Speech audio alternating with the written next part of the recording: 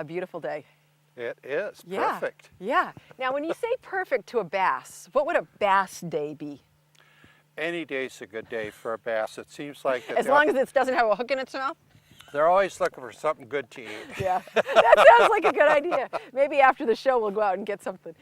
Here we are today in my backyard with Dick Smith, and you're part of the New Hampshire Bass Federation. Yes, I am. We actually have two bass fishing organizations in New Hampshire, and I'm with the one's called TBF, the Bass Federation. I'm the conservation director. I've been that for a lot of years. So that kind of implies that we're into conservation, which we are. We're very much interested in clean water, not only for humans, but for all the aquatic life that's in here. And we're very much interested in the habitat for aquatic life. Some people call them weeds. We call it aquatic vegetation. So we're interested in that. We're very much focused on kids, on the youth, introducing them to fishing because it's fun and because those kids are the future conservationists. And we want to promote the sport of fishing so people can enjoy it throughout their lives. Right. So, no, when did you start as a fisherman? When I was a kid, of course. You know, Dad would take me fishing, and so there's something about the mystery of fishing, and when you get a fish on, you don't know what it is. It's like a treasure. It is. And you anticipate, when you can get up close to the boat, see what it is. Yeah. So that's, I think, what the appeal is. Treasure hunt. You know, it's funny because I never thought of it as a treasure hunt, but it really is because, you know, like even when you see the fish out here jumping, you wonder, okay, was it rolling? Was there another fish going after it? Is it going for flies? You know, how big is it? Yeah, there's so many questions, gosh. And it gets to swim around in these beautiful locations here. Yeah, it is. And for families, like we have a large number of single parent families, usually mom and the kids. And fishing is a great recreational enjoyment.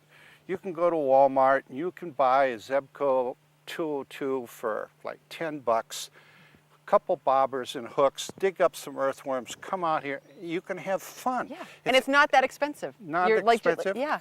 And when the kids are out here, they're looking in the water and they can see the little aquatic life. Maybe they see a crayfish, they see a little minnow. So it gets kids more interested in biology, what's happening in nature. It gets them close to it. Right, that connection is wonderful. Yep. Yeah, you know, just talking it brings back memories of me and my dad and my brothers, because we spent many a summer day out fishing. And it sounds like a lot of fun, and it is for the kids, but for my dad, the headaches of all those lines in the trees and getting them caught and everything, and oh my gosh. But you know what? Look at the memories that we get. Well, that's it. It's memories. Yeah. And see, you never forgot those experiences, and neither did your dad. Right. And I'll give you an example of what we do for youth. Every year, I organize a bunch of bass fishermen, and we haul our bass boats up to Merrymeeting Lake. That's up there by Winnipesaukee. There's a camp up there for 125 children who are living with diabetes. And we get about 20 boats up there, and we take them all fishing. They all catch fish, have a great time. So what are we doing? We're making memories that they'll never forget that. So this year will be my 18th year of doing that. So we've introduced about 3,000 children. We've hooked them on fishing. And you certainly have, yeah. You know, and what a great thing. Again, it's not that expensive. No. But this is something that anybody, if you have diabetes, if you have a lot of other challenges in your life, that you can just go out and you can fish from shore, you can fish from a dock, if you got a boat, you know, you can go out. But look at all the places. You park on the side of the road in a safe place where you can fish, and you just put your line in. And to watch that bobber. I know. Oh God. I have to say, I used to play around with it and just fake that I had a fish on. But you know, when you really have a fish on and you watch that bobber go under, it looks like Jaws. I know. Do. So I mean, great it's fun. just it's so exciting as a child. You know, and for people that have never fished before, never gotten their hands in the dirt and pulled out the worm or the night crawler that's Right. all squirming around, and oh, It's gosh. great fun, and for moms and kids, a good resource for you is go to Google and just type in Fish and Game, comma, NH for New Hampshire, and I'll take you to the New Hampshire Fish and Game website. And they got a program there, it's called Let's Go Fishing. And they have volunteers that do classes, they'll put together a school program. Some of you kids who are interested, get a bunch of you together and form a fishing club. And some of us adults would be happy to come in and show you how to tie the best knots, how to catch fish, and then we can make a field trip. So it's all readily available. All you have to do is ask for it, and it's yours. That's great. Now, you know, I just never knew that there were so many organizations out there that are connected with you. So what are some of the other organizations that the Bass Federation Well, helps? we have a seat on the New Hampshire Public Water Access Board. As a matter of fact, I hold that seat, so I represent fishing. So here in New Hampshire, we have between 900 and 1,000 lakes and ponds like this. Yeah, and this is Perkins Pond that we're looking at right now. So these natural resources are held in public trust. This means they belong to everybody equally. And the public should have access to their resource. So that's what I try my best to make happen, is get access for people, whether it's from shore or whether it's from a boat. Then we're also involved in the New Hampshire Wildlife Federation. And in addition to that, we get very involved with legislative matters that might affect boating and or fishing. So we have a voice there as well. I also serve on the New Hampshire Lakes Management Advisory Committee. And what do they do? Everything having to do with lakes, the quality of the water especially, is very high. We appreciate all the wildlife. Like when it comes to fishing and loons, just a word of caution for the youngsters, that when you are fishing with the small stuff like the bobber and the little hook and the little split shot, make sure that split shot's made out of tin.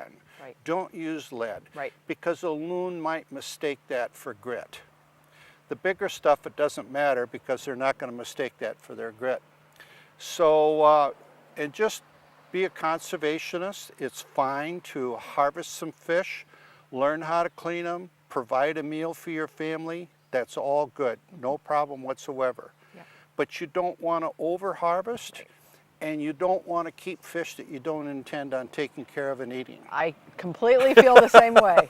Because, you know, catching a fish, it's like a lot of things in life. Catching a fish is pretty easy in most cases. Then what do you do with it? You know, be responsible. It's the responsibility thing. Because, you know, there's a lot of catch and release, but also knowing how to catch and release safely, because you don't want to catch and release and then have the fish die. Right. You know, if you can help it. So, Right. you know, there's learning how to do that. Now, one of the other things that came to mind while you were talking is, what about the grass or whatever that they say, the humifoil, or what is it? Milfoil. Milfoil. Right. What about, do you guys pay attention to that at all? Because I've seen people that, you know, sit beside the lakes and stuff, and they ask you if you have milfoil on your boat. I don't know all that much about that kind of stuff. Okay. It's called a Lake Host Program. It's administered by the New Hampshire Lakes Association. Used to be administered by the Department of Environmental Services. And so I think they must have about 70 maybe of these lake hosts, and they're usually at certain select lakes just on weekends. But the idea is that if there isn't milfoil in a body of water, you want to keep it out. Right. Well, one of the ways milfoil can get in is if a boat and a trailer has milfoil on it, launches it here in the water, those little filaments get out there and they can start milfoil. It's a controversial topic. Right. Some of the best bass fishing is where there's a lot of milfoil. As far as the fish are concerned, they Yeah. love the stuff. Right. The fry loves it because it's a great place for them to hide so they don't get eaten by all the panfish. Right. But lakeshore property owners see it differently. A lot of them see it as icky weeds and they want to get rid of it. The truth of it is about milfoil is that once it's established, it's got the right nutrients in the water, it's got the right bottom sediment, it's going to thrive. Once it's established, you can't eradicate it. And what bothers us is the use of chemicals in the water like 2,4-D, because nobody knows for sure how that might affect the endocrine system of all this different aquatic life. Our view is we just as soon not use any chemicals at all. If you can identify milfoil early, you can hand pull it, and that's fine. But Yeah, and like- I feel the same way. You know, the chemicals, they may say that they're safe, you but don't know. how do you know? And then years down the road, we find out that, oh my gosh, we shouldn't have been using these things. Like and flutamide, for example. We thought that was okay at Yeah. one point. And look Yeah. what happened with Right, that. See, right, so we right. don't know. That's well, right. Yeah, I mean, there's so many things out there I mean, you'll hear me in a lot of my shows, you know, talking about how much I just think that people need to be responsible again for all the things that they put in the water. So if we can try to eradicate it before it gets into the water or prevent it, then that's the safest thing to do, really. It's kind of like human health. Prevention is the key to this Yeah, whole thing. yeah. I mean, get out and get exercise. I mean, fishing is a great exercise. It's not going to be cardiovascular unless you're bringing in the big ones all the time. But, you know, it's such a great thing to get outside. You get out in a boat, you get a little bit of sun, use your sunscreen, but you get a little bit of sun, you have stories to tell. Right. You know, my son is out all the time, and I'm sure it's in his blood because he gets it from both sides. But you know, he just loves being out there. And on his Facebook page, he's got pictures galore of holding up the big fish. You know, and I think he totally respects the environment, but he just loves going out there. And I think it's that connection. You know, knowing that he can go out and it's peaceful and quiet, it's connecting with nature, and he's doing something he really enjoys. I think a big draw, Jody, is that when you do catch a fish, regardless of size, regardless of species, to whether you're an adult or you're a child, that represents being successful. My view is there's so many ways for kids to lose nowadays. Fishing is a way for them to win. And it doesn't matter what your gender is or what your age is. And I think that's a big hook. Yeah. Now, those of us in the organized bass fishing community, we do have tournaments. And it gets your juices going. Everybody throws some money in there for an entry fee and then we fish for it, right? And you see these big, beautiful metal flake bass boats with the big engines on them and so forth. And it's a game and it's fun. You know, Yeah. this is your It's equipment. big boy time. These are Yeah. big toys, Yeah, right? yeah. But this is the passion of Yeah. people that are really into Well, that. you know what you are? You're just a bunch of big little kids. That's right. Yeah. So you're just going out and throwing the line. And how many times have you ever seen somebody that caught a fish and didn't smile? That's right. I mean, do you ever see a frown on somebody's face unless they lose it? That's right. But yeah. So I think we've pretty well covered the key things.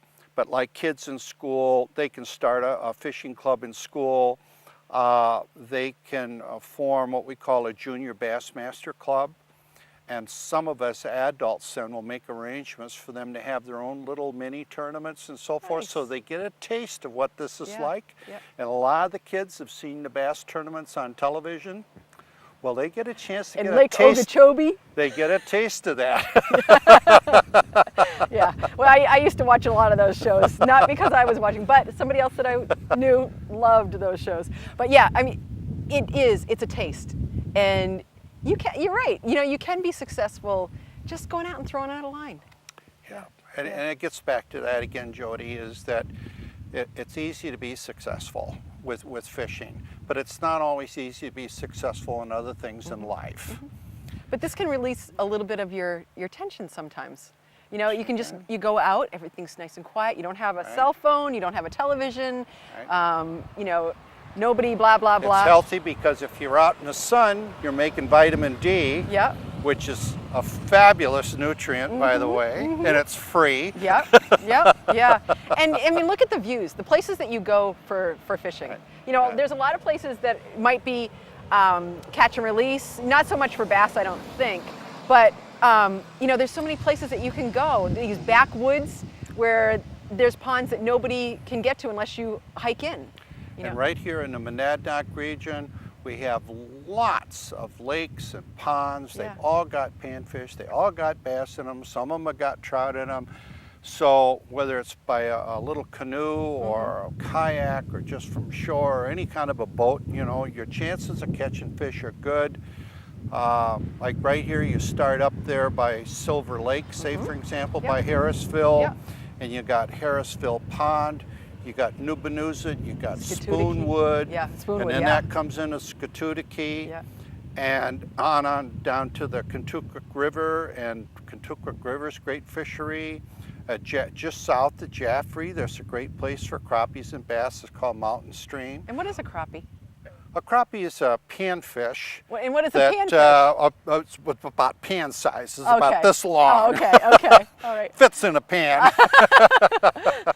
So panfish are like bluegills, pumpkin seeds, crappies, perch. The little perch, we consider them. Now, do you eat all those?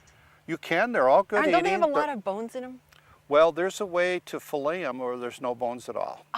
So if you and I we should do a show on that because, well, you know, the thing is, there's so many fish, pickerel and I mean, there's things that I would never ever think of eating because I don't know how to clean them. I don't know how to fillet them. This is what we would teach the kids in a Let's Go Fishing class, that like would be in cool. school. Can I go? Or we can do a program. And I'll show you how to fillet fish. I don't care what size. And as far as pickerel, I got a way to clean those. You end up with no bones at all. Wow. Wow, that's great. So you just dig in and eat. Yeah, because like you mentioned earlier, you know, when you catch a fish, you want to eat it. You know, you don't want to just take it home and let it stink up the yard. You want to, and if I'm going to catch something, I want to bring it home and I want to use it, and I don't want to have an abundance that sits in my freezer forever and. You know, and then when you do finish cleaning the fish, of course you got the scales and the head and the fins and all that, and you put that on newspaper, roll that up, take it out in the garden and bury it. That's the greatest fertilizer you could ask for. Yeah, yeah. So nice you compost. use the whole fish. Right, right. And it's, so again, it's green. It's good for you. Why not? Yeah. So what are some of your favorite places to fish around here? And you don't have to give me all your secrets. Oh, well, I like the Connecticut River. That's not that far away. And do they have walleye in there? Yes, they do. Okay. It's one of the very few places you can catch walleye in New Hampshire. So in the spring especially, like down below the dam at Bellows Falls, that's really a good place. Just before the Cold River comes in, that's a good place to fish for walleye because they're looking to move up in there and spawn. The river has great smallmouth fishing. Southern part of the pools, it's largemouth fishing, variety of stuff you can catch in there, and so it's a smorgasbord. Good place if you have a boat to put in is at Hinsdale. There's a Norm's Marina, plenty of parking, picnic tables. You know, bring the whole family and have some fun. Yeah. So, and as far as trout fishing is concerned, like where I live in Hancock, there is a trout pond close by called Willard Pond. There's no homes on it at all. What a beautiful place. You've been there, okay. We actually did a show on Willard Pond a few months back, yeah. So it's fly fishing only, and there's some nice rainbow trout in there. Yeah, and clear. Big smallmouth in there too. But Big smallmouth? But it's fly fishing only. Yeah. Well, you know, that's another thing is, you know, the fly fishing. I once took a class, something for the women through the Fish and Game Department, getting the women outdoors or something. I can't remember what it's called. Becoming an outdoor woman. Right, I took that. I took that, and I actually took it in Vermont. I was living in Vermont at the time, and I took fly fishing, and they were showing us how to do the fly fishing. I never pursued it, but to me, fly fishing is such an art. Do you fly fish at all? I do. I just think that is just amazing because it's like playing a game. Then you get the treasure because you're playing a game with that fish and trying to get that fly in there just It's in a the right different- spot. It's a different rhythm than casting Yeah. with the like bass fishing gear, and a lot of people try and power cast and Right. it doesn't work well. Yeah. So it's kind of, most of it's kind of like a stiff wrist. You come up here and you kind of pause and you let that line straighten out. Actually, you're throwing the line, Uh-huh. not the lure. So Right. it's a little bit different Yeah. cadence. Yeah, yeah. I have a couple of friends that love to fly fish. I haven't gotten there, but Yeah. it's, gosh, there's something for everybody here. Another great little trip that's in the Monadnock region, you can put in a Nubinuzit and with your canoe or canoes, take your whole family, pack a picnic lunch. You can paddle across Nubinuzit on your way over to Spoonwood. If you look up to your right, you'll see a tree and there's an eagle's nest up there, so you got something interesting to look at. Beautiful. By the way, in the last 10 years, the eagle population has doubled. Great. So, but then after the eagle's nest, you keep on going. There's a short portage and you go up to Spoonwood. There's no homes on it. It's like wilderness. Yep.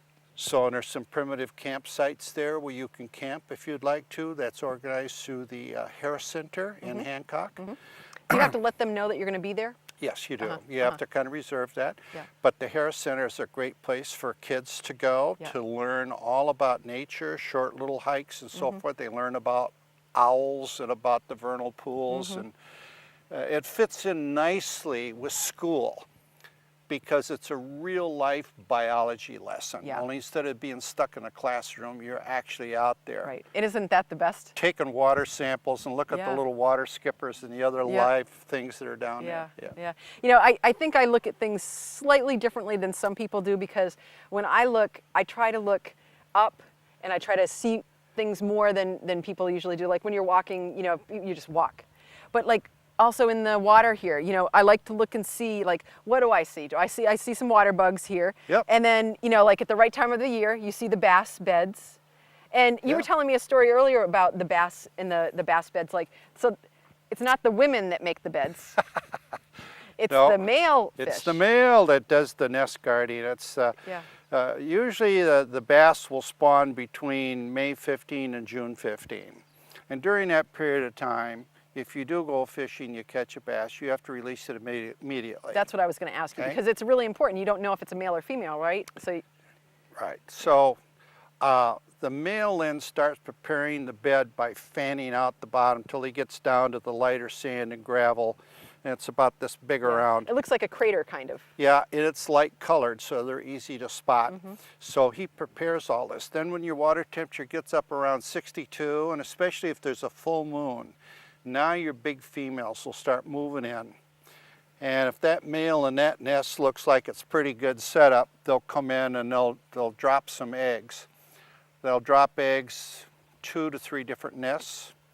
Total, they'll drop between 5,000 and 10,000 eggs. And then she leaves. That's the male who's left to guard the nest. And of course, the little bluegills, they're trying to dart in to try and get some of those bass eggs because they need the protein Right. because It's nature. they're gonna spawn next. Right, See, so right. Mother Nature's got this all figured out. Yeah. So how many eggs usually make it out of all those? A fraction of 1% Yeah, I know. because the body of water can only support so many pounds of game fish per acre. And it's called carrying capacity. And that's based upon how much habitat, how much aquatic vegetation do we have. The more aquatic vegetation, the more game fish, the more life it will support.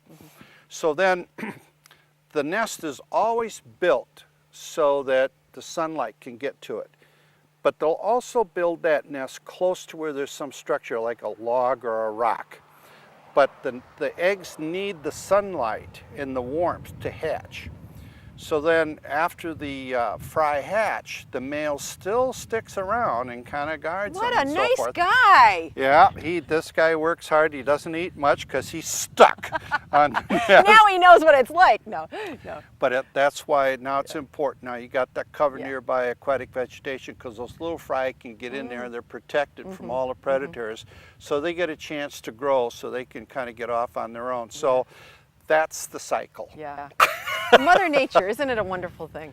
In the full moon, there's intelligence, there's wisdom behind that, because it goes back to the tides. When you have a full moon, the water's the highest. So the bass or all fish, they can get back in their shallower, lay their eggs, and by the time they leave, it's no longer full moon, the water drops. The predators can't get back there to get the eggs. Isn't that smart? Isn't that clever? It is. I just, it's amazing to see what has been formed, all of the organization that someone above has given us. So we only have a couple more minutes. Yep. Dick, what would we want to tell everybody about bass fishing? Well, it's a lot of fun. That's it, fun, F-U-N. That's what it's really all about. And for moms out there with kids, and dads as well, too, yeah. But especially moms who, are single family, it's a great book out there, and it's called Last Child in the Woods. Ah, beautiful book. I love it. And there's some really good, solid research that shows that kids that get in the outdoors, get in nature, whether it's fishing or just turning over rocks in a stream, that those kids do better in school, they're more creative. And I'll tell you, if you're a mom or a dad and you got a couple of kids and they got their fishing poles and they're going off go fishing, you don't have to worry about them, okay? They're not doing drugs, they're fishing. That's right, that's right. And you hit it right there. I'm so glad you mentioned that book, because, that is it. Kids need to start as youngsters, and then they'll mature into responsible adults. Yeah, that's it. So great. Dick, right. I'm really happy that you were here. I'm so glad that you shared all of this with us today. You're welcome. So today we've been in my backyard with Dick Smith. If you are interested in contacting him about bass fishing or any other kinds of things, we'll run some websites and things in the trailer. And if you are interested in contacting us at In My Backyard, it's inmybackyardch8@gmail.com, and we will get back to you with any questions that you might have, or if you want to be one of our guests, just let us know. So we're open, and this is all about things in the Monadnock region: nature, agriculture, gardening. I'm a beekeeper, so bees, fish, whatever. Let's go fishing. Yeah. All right. We'll see you in my backyard.